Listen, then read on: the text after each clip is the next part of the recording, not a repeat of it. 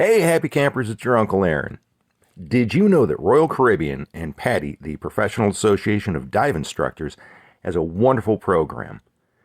And with that program, you can get certified to scuba dive on your cruise, making your entire cruise a memorable vacation. Recently, on the Odyssey of the Seas, I took advantage of that. And stick around, I'm going to tell you exactly what you need to do and what you'll learn to dive, essentially.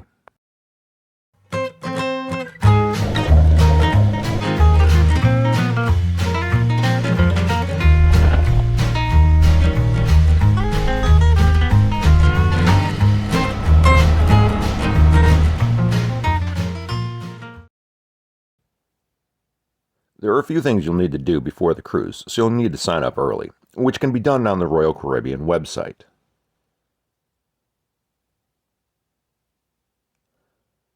Not every Royal Caribbean ship has a dive shop, and of those, only 6 currently offer certification. Those are the Allure of the Seas, the Harmony of the Seas, Liberty of the Seas, Oasis of the Seas, Odyssey of the Seas, and Symphony of the Seas. Once you're signed up and paid, you will need to fill out a medical questionnaire. And depending on the results, you may need to get your doctor's approval. This is really important and not too much of a hassle. I'm old and have high blood pressure, and my doctor had no problems getting me signed off. There are a few conditions that will prevent you from doing that, pregnancy being one of them, so keep that in mind. After that, all you have to do is wait. A couple of months before your cruise, you're going to get an email with an access code to the PADI website and to your course. Simply follow the link, create an account on the PADI website, and start taking your classes. Now that you've created your account, you'll need to begin your e-learning. There are 6 chapters, including an introduction, and it should take between 5 to 10 hours to complete. In it, you're going to learn how to inflate your BCD, and more importantly, what the hell is a BCD, along with many other things. Seriously though, you will learn about the equipment, the underwater environment, what to do in an emergency, and some of the science behind all of it.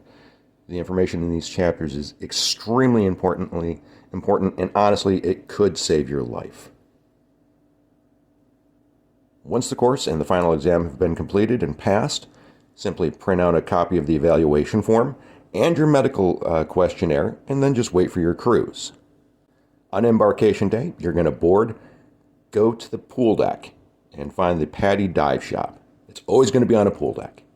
And you will then hand the printouts of your medical form and the e-learning completion to your instructor. And at some point that night, you're going to meet up with the other students in your class and the instructor and assemble your kit for the next day. Or for your confined water dives. Next up is your confined water dives. You're going to need to complete 4 of these dives, and it'll typically be done dives 1 and 2 on your first sea day, and on your next sea day, dives 3 and 4. This is a chance for you to practice those skills that you learned on the e-learning, but you can practice them in real life. Clearing and sealing your mask, what to do if you have a regulator in free flow, buddy breathing, buoyancy. Trust me, buoyancy is something you're going to want to pay attention to. You'll understand once you go through it. These confined water dives are important. This is the only chance you're going to have to practice and fine-tune those skills before you hit that open water. These dives are going to give you confidence in yourself, your instructor, your dive team, and your equipment. And I'm not going to lie, it is a little strange to do your confined water dives, to be fully kitted out, head to toe, in mask and fins and BCD and regulator, and be in a 5-foot pool. It's a little strange. I personally had a little bit of issue with my fins, until I realized I need to be horizontal and not vertical. Once you realize that, you're fine.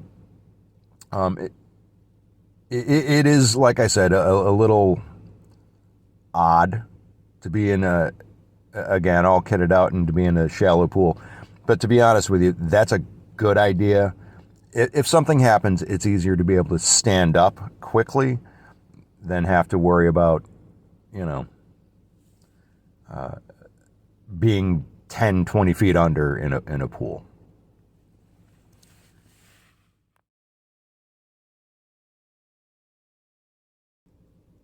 Now that you've completed all 4 of your confined water dives, it's time to move on to the big step.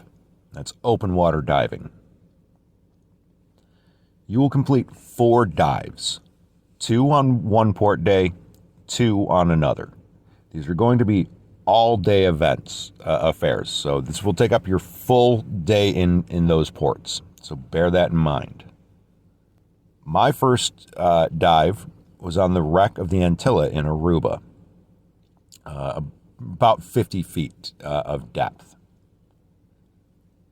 Our instructor, Daniela, who was wonderful, took us down onto the wreck, and we swam around the wreck and looked at it and got time to explore and to familiarize ourselves with the underwater environment. And then we practiced our skills. I don't have any real video of that because Daniela, well, he was busy instructing us instead of having video time.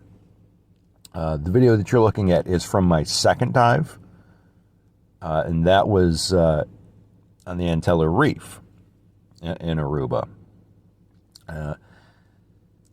I can't say typically what will happen during your training, during your dives. Our instructor, Daniela, again, gave us time in the water before we practiced the skills.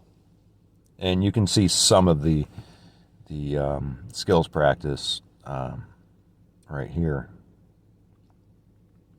All in all, it was amazing. We even saw a turtle. Look at that guy. So those are going to be your open water dives. Once you do those, your instructor will hand in your paperwork, submit it to Patty, and you'll eventually get your SCUBA card and take your first step into a bigger diving world, I guess. Getting SCUBA certified was one of the best decisions I ever did.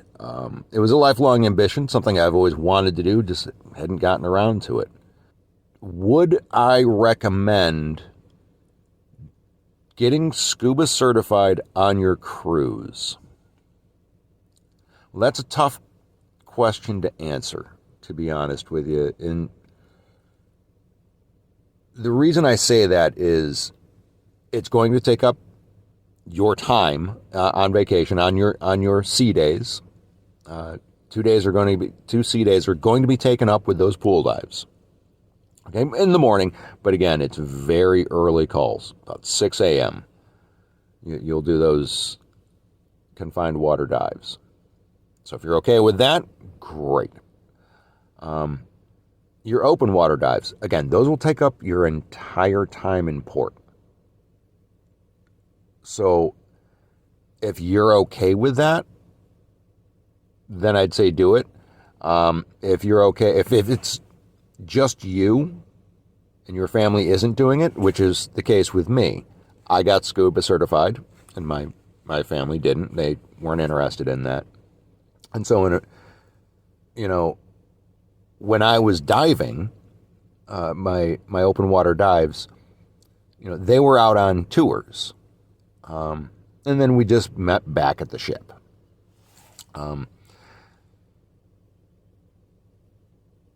I would recommend people do this on Patty. It's going to make your vacation very, very memorable. You might feel like you didn't have enough time in a port or two, but those are the decisions you have to make. You weigh that out. So again, yeah, I think I definitely would recommend it.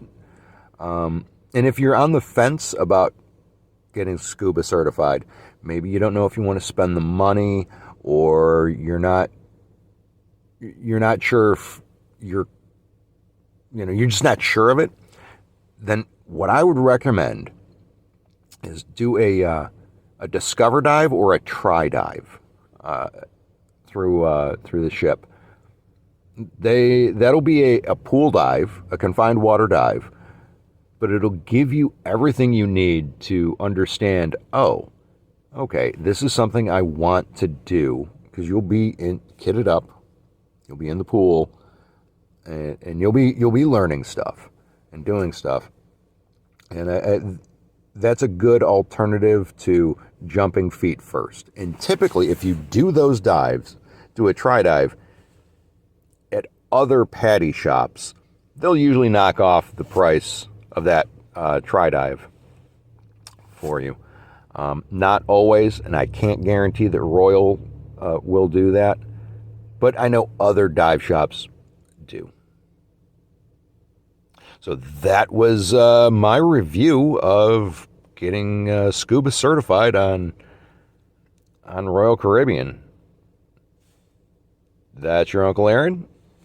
Thanks for watching, happy campers. Oh, and if you found this interesting, helpful, leave a comment, leave a like, leave me a subscription too. That'd be awesome. Do that.